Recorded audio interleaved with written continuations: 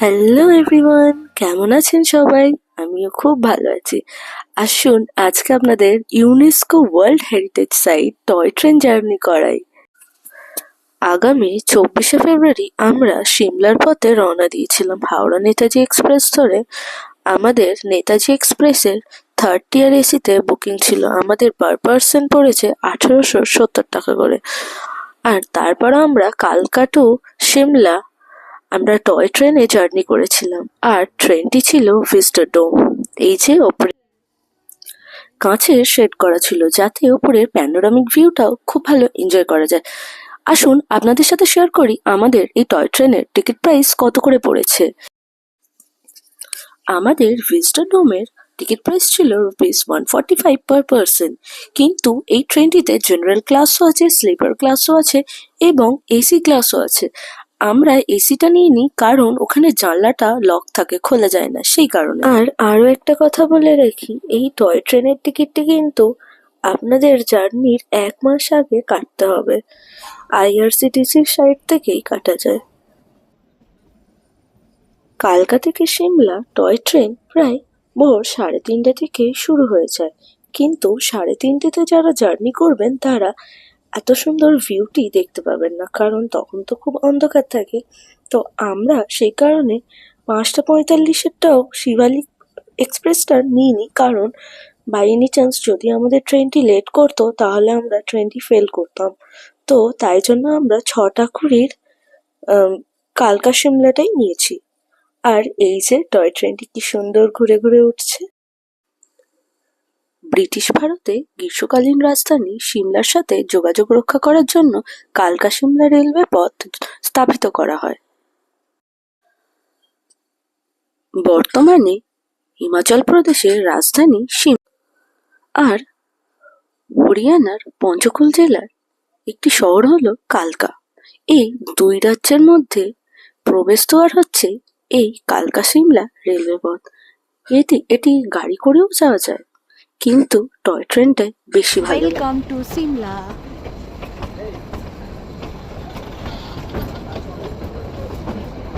Welcome to Shimla. কালকা থেকে সিমলা পৌঁছাতে মোট 20টি স্টেশন পার করতে হয়। আর তার মধ্যে 103টি টানেল পড়ে। তাতে 102টি টানেল কারেন্টলি অ্যাক্টিভ রয়েছে। আর 912টি কার্ভস এবং 969টি ব্রিজেস পড়ে। তাতে 3% স্লোপ থাকে। তাহলে এটা ওয়ার্ল্ড ইউনেস্কো হেরিটেজ হবে নাই বা কেন?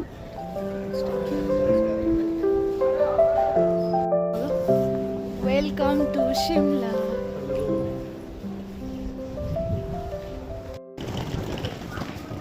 আর আমরা টয় ট্রেন জার্নিটি খুব খুব ভালো এনজয় করেছি, যেহেতু আমাদের ভিস্টাডোমও ছিল আর আমাদের উইন্ডোজও খোলা যাচ্ছিল। আর সত্যি আমার জীবনেরই প্রথম টয় ট্রেন জার্নি। আপনারাও জীবনে পারলে একবার কালকা সিমলা টয় ট্রেন জার্নিটি করবেন।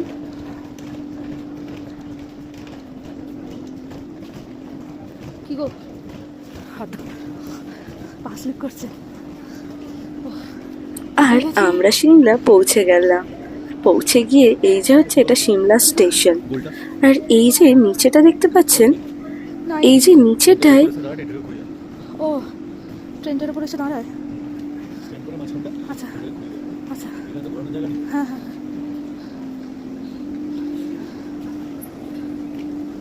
আর এখানে অনির্বাণ আমায় বোঝাচ্ছিল যে এই জায়গাটায় ট্রেনটি এখানে ঘোরানোর জায়গা নেই বলে এই জায়গাটায় এসে ট্রেনটি ঘোরানো হয়।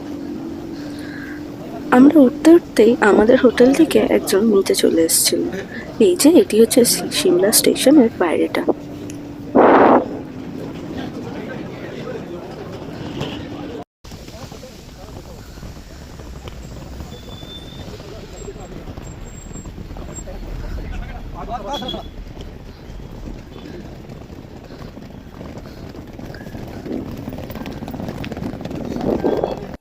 আর আমরা টুকটুক করে হেঁটে হেঁটে আমাদের হোটেলের দিকে পৌঁছাচ্ছিলাম।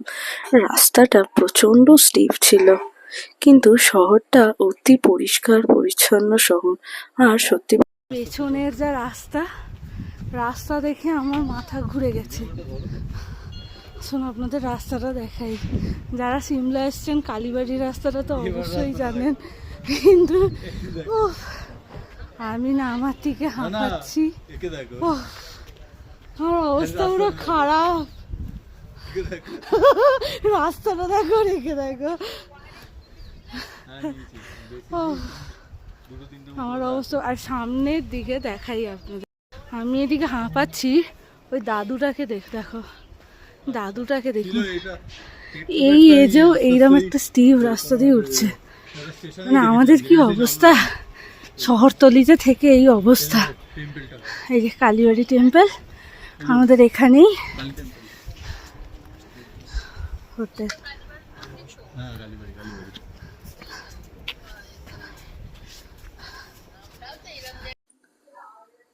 আর এটি হচ্ছে সিমলা কালীবাড়ি। আমরা যেহেতু কালীবাড়ির পাশেই ছিলাম, তো সেই জন্য আমরা প্রথম দিনই গিয়ে কালীবাড়ি টেম্পল দর্শন করেছি, আর আমরা তার পরের দিনেও করেছি। তা আমরা সেদিন একটু ম্যালে ঘুরতে বেরিয়েছিলাম। আর এইটা হচ্ছে আমাদের হোটেলের পাশে ম্যালে যাওয়ার রাস্তাটা।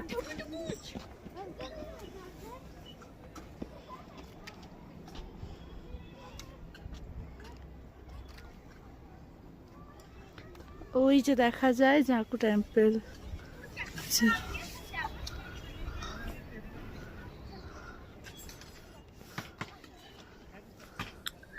আমাদের এই ভিডিওটা এখানেই শেষ হলো, আর এর পরের ভিডিওতে আমি বলে দেবো আমরা কোথায় ছিলাম, কোন হোটেলে ছিলাম, আর হোটেল প্রাইস কত পড়েছিল। আমার এই ভিডিওটি কেমন লাগলো অবশ্যই জানাবেন, আর ভিডিওটি ভালো লাগলে অবশ্যই একটা লাইক অ্যান্ড ফলো করে নেবেন পেজটিকে। Thank you so much, have a good day.